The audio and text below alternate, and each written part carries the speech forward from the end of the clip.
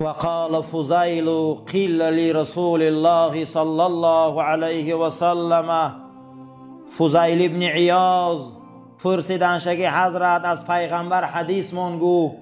حضرت فرمود که روز در جمعیت از پیغمبر پرسیدند فلانی روزه میگیره، شبا نماز میخونه، لیکن زبانش بده، همسایه هاش غم میتیه، چی گفتنی در حق این؟ حضرت گفتن لا خیر فیها هی من اهل النار، و یگان خیر نداره در زمین، جاش بین دوزخ ده. نماز میخونه، روزه داره، خوبه، اما زبانی پلید داره. گفت همسایه‌اش غم میتیه، ای زبانش مردم آزاره. پیغمبر گفت جاش میان جهنمه. و قال ابو درداء سمعت رسول الله صلی الله علیه و سلم یقول اول ما یوضع فی المیزان حسن الخلق و السخاء. ابو درداء میگه از پیغمبر خدا صلی الله علیه و سلم شنیدم که حضرت گفتن اولین چیزی که در ترازو روز قیامت میمانند این اخلاق نیکی و سخاوت و جوانمردی. اینو وزن میکنن که چند قدر اخلاق داره، که چند قدر جوانمردی داره. و سئل علیه الصلاة والسلام ای الاعمال افضل؟ قال خلق حسن. پیغمبر خدا را پرسیدن کدام عمل نزد خدا دوست داشته تر و با فضیلت ای؟ پیغمبر خدا گفتن اخلاق نیک. و قال رسول صلی الله علیه و سلم پیغمبر خدا فرمودن یگان چیز خداوند مثل انسان در بین مخلوقاش خوشرو خلق نکرده. زیباترین مخلوق خدا کی بوده؟ آدم. یگان مخلوقش ایخ زیبا خلق نکرده. گفت یگان چیز برای انسان زیباتر از اخلاق خلق نکرده. بعد از او گفت فرستاده خدا بدن این آدم افسوس طعمه مور کیر می شود، اما اخلاق این هیچ جا نمی شود، پیش خدا میره. پیغمبر یک مرد پیشش می بیا میگه فرستاده خدا نصیحتم که جناب پیغمبر میگه از خدا ترس اک جایی باشی، ای خدا پروا کد اک جایی باشی. قال زیدنی، ای فرستاده خدا با زیادش نمیکنی؟ پیغمبر صلی الله علیه و سلم میگه به نیکی ها بدیعات شو. عزیزم به نیکی ها بدیعات شو. کسی که نماز میخونه گناهاش پاک میشود، کسی طهارت میگیره گناهاش پاک میشود، کسی صدقه میتیه گناهاش پاک میشود، کسی سلام میکنه با برادری مسلمانش گناهاش پاک میشود. گناه داری اعمال نیک زیاد کن که گناهات سوزن تازه شوی. پیغمبری را گفت و زیدنی، باز مگه برگن زیادش نمیکنی؟ پیغمبر صلی الله علیه و سلم گفت که با مردم و خلق خدا با اخلاق نیک رفتار کن که پگه میپرسند.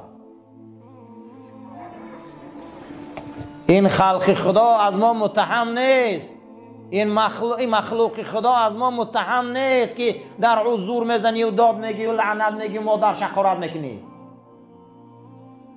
ما بسیار ظالمای بد داریم، حقارت های به معنی میکنن. پیغمبر ما میگه فردا میپرسند این حقارتات، پگاهی و زبانات میکنن، پگه در پیش خدا چی جواب میده او دشنامات.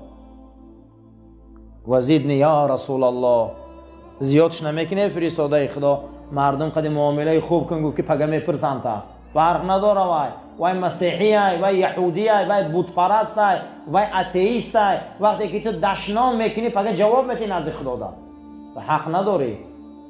این حق هیچ کس دادگی نیست که ما با مردم زبانی بد قد معامله کنیم. ولما خلق الله الایمان، خدا وقت ایمان خلق کرده بوده ایمان گفته است دعا کن ایمان گفته میخواهم به قوت باشم پروردگار. گفت قوتی تو؟ گفته اخلاق نیکی و جوانمردی. ایمانی به قوت چی بوده عزیزان؟ اخلاق نیک، قوت ایمان بوده، سخا جوانمردی. زمان خداوند کفر خلق میکنه، کفر میگه پروردگارا من به چی با قوت میشن. گفته با بخیلی و بد اخلاقی. کسی بخیل ای، کسی بد اخلاق ای، کفرش با قوت ای. این محبس ها، این زهرتهی ها، این ترمکنی ها، این سرکنی ها، این کشتن ها، همش ریشش ای بخیلی ای، ریشش ای حسد ای. همه یمین ریشش از امین عزیزا. دو چیز آدم به کفر میبره، یکی بخل و حسد، دیگر نفس.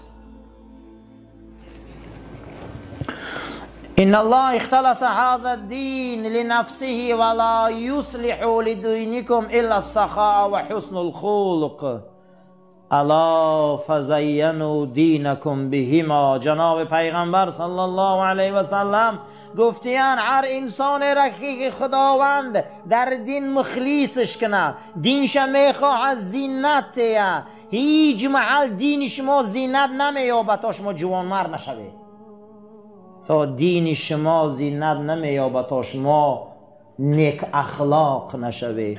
پیغمبر گفت آگاه باشه، آگاه باشه، دین تان زینت، دین تان با نقره و طلا زیباش کنه، دین تان رنگ ته، دین تان قصر ته. بچه پیغمبر خدا یکم گو با جوان مردی، دویم بو اخلاق نیک. اخلاق نیک و جوان مردی زینت بده در قصر دین. اگر خانه زینت نداشته باشه چه بده. کسی که میخواد که دینش زینت داشته باشه و اخلاق باید پیشه کنه. ماها مثل شمشیرتای در غلاف بودیم در پیش رسول الله. برای هر کار وقتی امر میشد ما را میکشید، ما هیچ مال دیگه نمیگشتیم ایرا. نمک دیدگیه گفت که چخیل در آب میزنن آب میشوه. گفتن بله. گفتن تمامی صحابه رسول الله را میدیدن که آب میشه. همین خیلی میدیده میگه آب میشدن، میگه چشم ها در ناف کشال به سر نمی برداشتن. بعد از او گفتن که ما در صفت رسول الله را گفزن. گفت خداوند پیغمبرش آفتاب گفته یگان که از آفتاب با چشم دیده میتونه. گفتن چشماش در میکنه. گفت هیچ تا ما هم وصفی او را کرده نمیتونیم آخی. او یک آفتاب، آفتاب یگان که با چشم دیده میتونه. گفتن نه عذاب میکشیم.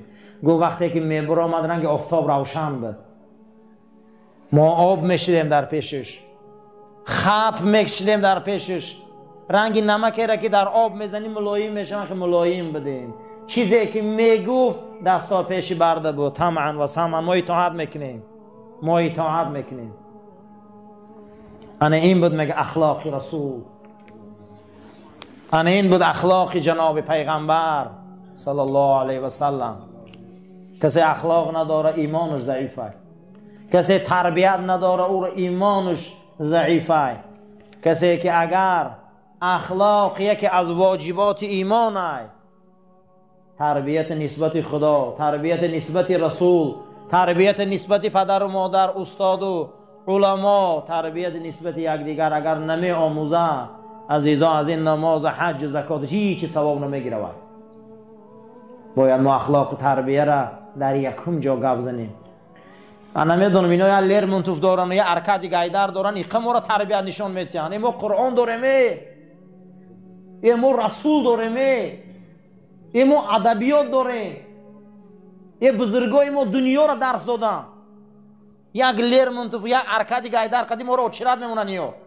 این قدر ما به همتیم، این قدر ما به عملیم، این قدر ما به تربیت شدگیم. بهترم میشیم روزای جمعه برای بسیار آدما سخت راستگیر و ماشین تا نبیار گفتن. نمیدونم باور کنی عزیزو، این قدر به تربیتیم، این قدر به اخلاقیم. قطعی یک شاعرای 100 سالشان ما رو تربیت نشان دادستیم، اما قرآنی ما رو بین، حدیثی ما رو بین، 15 عصرش دست قریب. اخلاق اخلاق اخلاق اخلاق با بد اخلاق ترین انسان در بین ما بسیاره. اون صحابه یک روز پس از جنگ احد ازدواج کرده بود. همون شب زفاف بود. سحر اذان داده شده اعلام جنگ احد در کوچه های مدینه بلند شد که مردم اسباتان میانش سخت کنه، شمشیراتان در غلاف کنه. اکنون در احد جمع شوه. این امر خدا های و امر رسولی وای. این صحابه زنش قصه میکنه سراس موار خیست، از جنابت غسل کردگی نبود، اسبش میانش بست، زریحاش پوشید و میدان جنگ رفت با بدن جنابت. در همین جنگ یکی از همه 70 تن شهدای احد کشته شد. جناب پیغمبر صلی الله علیه و سلم گفت الان سعید من دیدستم ملائکه ها از آسمان آمدن از جنابتش غسلش دادستیم. شما ایره نمیبینه گو در صحرای احد. من الان ملائکه دیدستم که با تشتای طلایی با پلتنسه های بهشتی این شهبچه رو تازه دارن، این شهبچه رو پاک کردستیم. الان این صحنه رو من دیدستم. این صحابه بود که غسل او را ملائک داد. عزیزا اسلام همین گونه دینه. در 70-80 سال میری اما تا همون روز می بیایی به برنامه رسول الله سرخم میکنی، تربیه پیغمبر را گوش میکنی، ملائک برای سرشویت می بیاین. ملائکه ها برای سرشویت می بیاین، اطرافت را می پیچانند. ابوبکر صدیق وقتی در غار ثور بدن، وقتی در غار ثور بدن میگه اگر دشمن همی پایونش نظارت میکرد میدید ما و رسول الله ها. اما پیغمبر نشسته بود. من راستا بودم که یکی از اون مشرکا در آمد پیش ما، در روبروی ما پیشاب کرد، ما را ندید. میگه برآمد رفت. گفتم فرستاده خدا این ما را ندید کو؟ گو ابوبکر الان اطراف ثور و این کوه چنان با بالی ملائکه ها پیچاندگی هستند که اینا تو من نمیابند. اگر ما بنده خاص خدا باشیم از آسمان ملائک میبیاد، گوش میکنن ما را، تماشا میکنن ما را میپیچانند از چشم دشمنامون، از چشم حاسدین، از چشم قاصدین، برای آن که اونها نیروهایی هستند که پروردگار برای ما را رویایی میکنن. الا تخافوا، او میبیاین درون دل ما میدراین، میگه نترسه شما هیچ محل غمگین نشوی. انا این غیرت دین میگم، این غیرت ایمان میگم که اونها دل شما میبیان الهام میبیارن، شما نمیترسید دیگه. میگم الا تخافوا، شما هیچ محل نترسه، شما وهم نگیره، شما راست باشه. تربیه پیغمبر ملائکه ها را آسمان میبیارن. تربیه پیغمبر این اطراف پوری ملائکه میکنه. تربیه پیغمبر ما را خشنود میکنه. تربیه پیغمبر صلی الله علیه و سلم ما را انسان های راست میکنه. قال الله تعالى لنبيه وحبيبه مثنيا عليه ومظهرا نعوته لديه. پیغمبر خدا این نبیشه، این حبیبشه، ثنا میگه، مظهری تجلیات الهی میگه، صفتاش وصف میکنه. و اینک لعلی خلق عظیم. حبیب محمد صلی الله علیه و سلم اخلاق تو یک معجزه در این زمینه. اخلاق بلنده، تربیت بلنده. و قالت عایشه رضی الله عنها، عایشه مادرمون گفت کان رسول الله صلی الله علیه و سلم خلق القرآن. پیغمبر تربیتش همش قرآن بود. تربیه رسول الله قرآن زنده بودن. پیغمبر اخلاص چیزی که قرآن میگه پیغمبر انا میخل بود میگه. کسی که میخواه که پیغمبر اخلاق باشه رنگ قرآن باید باشه، رنگ قرآن باید زندگی کنه.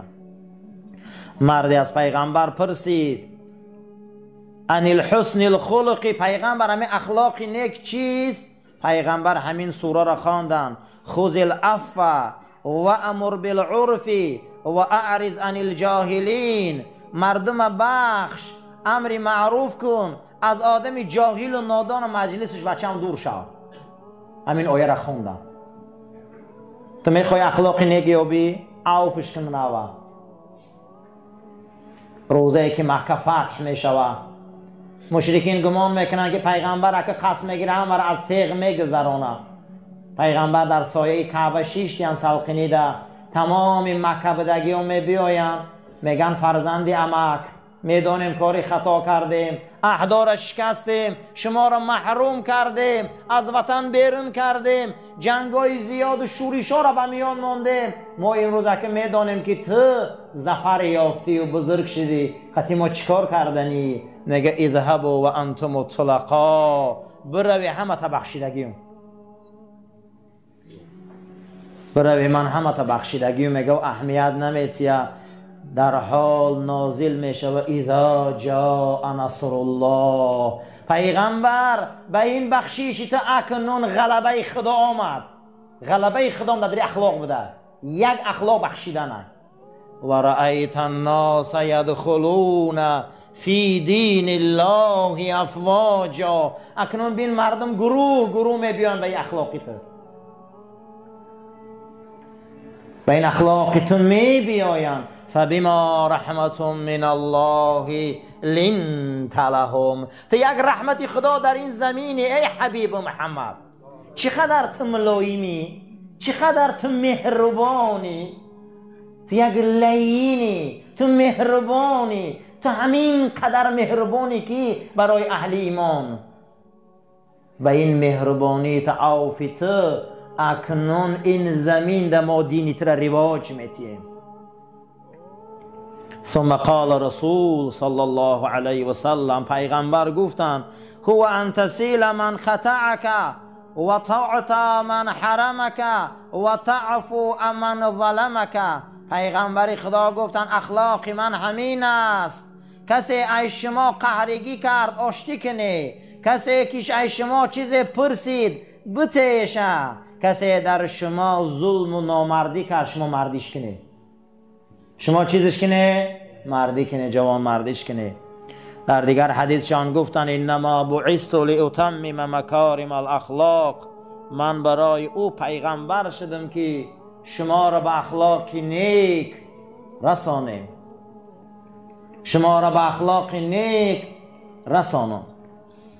برای همین من پیغمبر شدم. و قال رسول صلی الله علیه و سلم ما من شیء اثقل ما یوضع فی المیزان یوم القیامة تقوی الله و حسن الخلق. پیغمبر صلی الله علیه و سلم گفتن روز قیامت در ترازوی خدا یگان چیز وزن‌تر از تقوا و از اخلاق نیک ندیدم. یعنی که روز قیامت اخلاقای ما را وزن میکشن. و جاء رجل الى رسول الله صلی الله علیه و سلم، مرد پیش پیغمبر خدا آمد گفت دین چیست؟ پیغمبر گفت اخلاق نیک. و ای طرفی شمال چپش آمد دین چیست؟ پیغمبر گفت اخلاق نیک. با از طرفی راست آمد گفت دین چیست؟ پیغمبر گفت اخلاق نیک. بعد از او از پشت رفت داد زد که دین چیست؟ گفت اما تفقه چرا تو نمیفهمی؟ این قرار دین گفت همینه که لا تغضب، غضب نگیر. دین معنیش برادرها یکش اخلاق بده. دیندار آدم به اخلاق باید باشه. از اخلاق با پیغمبر آمد بالای اخلاق دیست. ای که غضب نکن، قهر نکن، داد نزن. نمیشن گفت دینه. صفا رو راست گیره، تلفن ها رو خاموش کنین، آماده به نماز باشین.